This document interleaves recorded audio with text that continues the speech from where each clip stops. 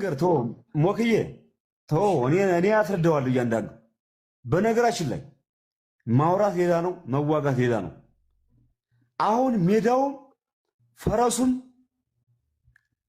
ይለየናን። በነገራችን ላይ ስለ ምሬ ወዳጁና ስለ ዘመነ ካሴ ላስረዳችሁ። ዘመነ ካሴና ምሬ ወዳጁ እኛ ስንዋጋ አዲስ አበባ ነበሩ። ተፈናቃይ ተብለው እየተረዱ ነበር።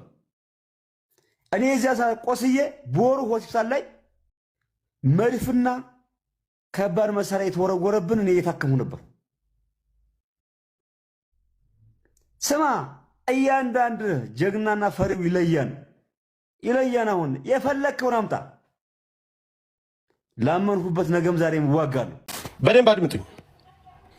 የኦሮሞ መንገድ ያለ ለብቻው፣ የአማራ መንገድ ያለ ለብቻው፣ የአፋር መንገድ ያለ፣ የትግሬ መንገድ ያለ፣ መንገዱ ማንም ህግ የሌለበት በሽፍታ ታጥሮ የየራሱ መስመር ያለበት ሀገር ነው። በዛ መንገድ ላይ የኛ ምስኪኖች ይመጣሉ። በዛ መንገድ ላይ የኛ በብዛት የአማራ ልጆች እንደዚህ አይነት ተሳትፎ ላይ ሽፍትነት ተሳትፎ ላይ የሉም። እዛ መንገድ ላይ ከኔ ጀምሮ ሽፍትነት ተሳትፎ ላይ ሰርተን አናቅም። ሰውን አግተን ገለን ገንዘብ ተቀብለን አናቅም። ሳውዲ አረቢያ የምትኖሩ ልጆች አሁንም ቪዲዮ እንዲሰሩ ፈልጋሉ። የተገዳደሉት የራሳቸው ብሔርና የራሳቸው ትላንት የሸዋው ላይ ታግቶ ተበድረን ተቀጥረን ስንት ገንዘብ እንደከፈልን አይታችኋል። እንቅልፋችንን ሳንተኛ እኔ ሁሉ አሲዘው ቪዲዮ ውጣ ሲባል ሰምታችኋል።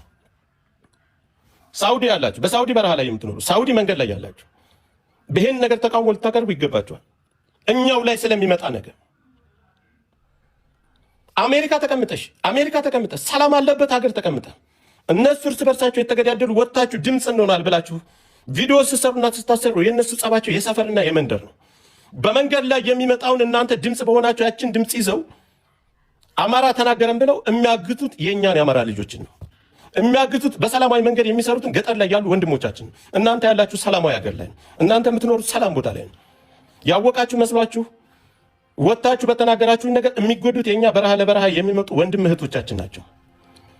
ስለማታውቁ ነገር እየገባችሁ እየዘባረቃችሁ ወንድም እህቶቻችን እንዳታስገድሉ።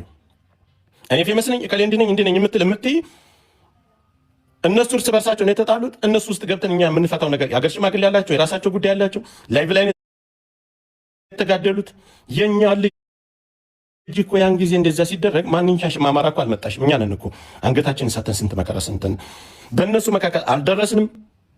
የሰው ልጅ ሰው ነው። አዎ፣ ግን እናንተ ወጣችሁ ድምፅ ሆን ብላችሁ በምታስተጋቡ ሰዓት ሌላ ችግር እየፈጠራችሁና ሌላ ወንድሞቻችን ታግተው እንዲገደሉና እንዲታገቱ እያደረጋችሁ በእናንተ በምትሰሩት መናገር የምፈልገው በዚህ በሳውዲ አረቢያ ድንበር ላይ በዚህ ጫካ ውስጥ የሚደባደቡና የሚገዳደሉ ልጆች እንደ አንድ ሰብአዊ እንደሚሰማው ሰው እንደ አይነት ዘግናኝና አረመኔያዊ ተግባር መቆም አለበት። ሁሉም ሰው ማወገዝ አለበት። በመቀጠል ማንና ማን ናቸው የሚገዳደሉት የሚለውን በደንብ መሰመር አለበት።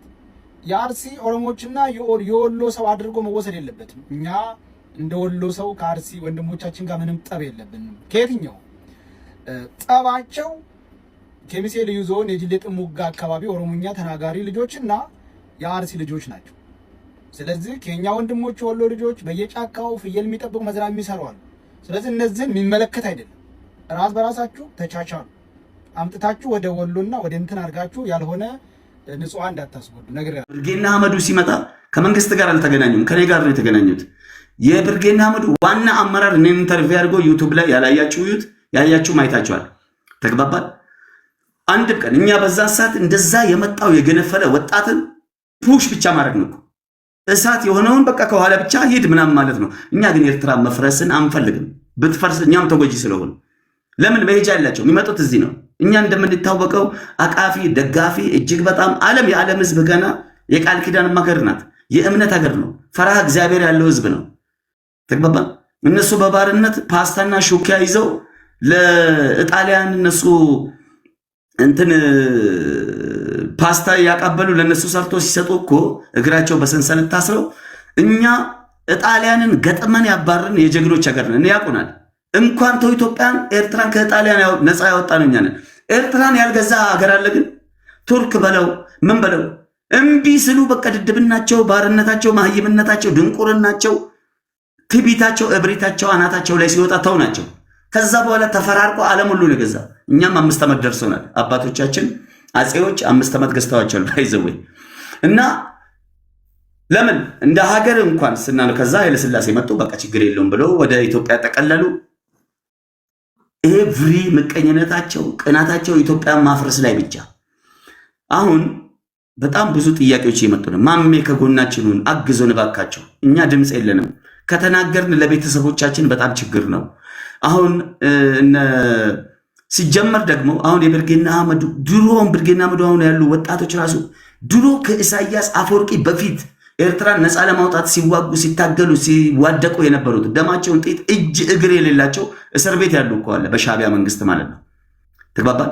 ሌላ ፓርቲ ሆነን በቃ ምንም ችግር የለውም ከኢሳያስ ጋር ህዝቡ የፈለገውን ይምረጥ ሲባል ሙሉን ጠቅልሎ ቶፕ የሚባሉ የኤርትራ ምርጥ አገር ወዳድ ህዝብ ወዳድ ጎረቤት ወዳድ እኛ የምንፈልገው ይሄ ነው። ተግባባል።